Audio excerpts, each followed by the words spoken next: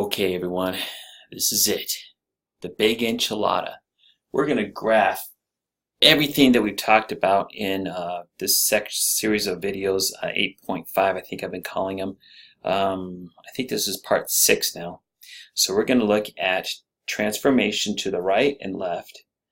We're going to look at transformations up and down. We're going to look at stretches or compressions. And we're going to look at reflections. Okay, so we got 4 things, all of those culminating on this guy right here. It's got all of it. So first of all, we need to look at what's called some people call it the vertex form of a parabola. F of x equals a times the quantity of x minus h, quantity squared, plus k. Now the vertex coming out of there is going to be h and k. All right. And as for the a value, you know, people call it different things. I like to call it this is by no means mathematically correct, so I'm just going to put it in quotations and call it the girth. Okay? Like, how fat is this parabola going to be? That's what I like to call it. All right, well, let's start with our vertex here, okay? I'm not going to make a chart. I don't know if you see the residual here from a previous charts that I've done in previous videos, but I'm not even going to mess with that. It's been painful. It's like pulling a tooth.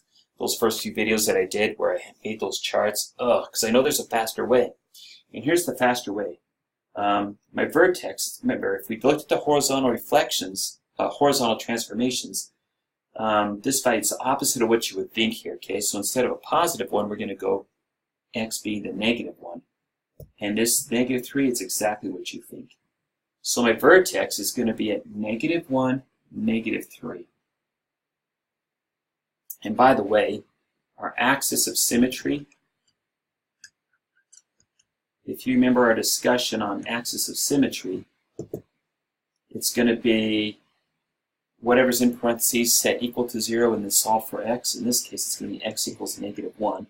So our axis of symmetry is going to be the vertical line going through x equals negative 1. All right, now, here's my vertex. This negative here means the parabola, which normally would have opened right side up, it's now going to open upside down, okay?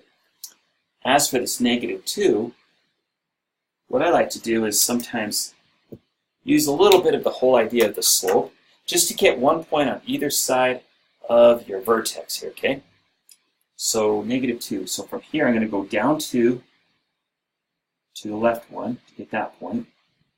And then from the vertex, I'm going to go down 2 to the right one, pick this point up. And that'll give me what I'm looking for right there. It's done. It's graphed. Okay? I just thought of this. I might make a part 7, and it's going to be, and that one should do it for this section, and that's going to be what happens if your a value, your girth here, as it were, is fraction. How would you go ahead and graph that? That can be a little bit tricky, so I'll go ahead and make a video here that deals with that, all right?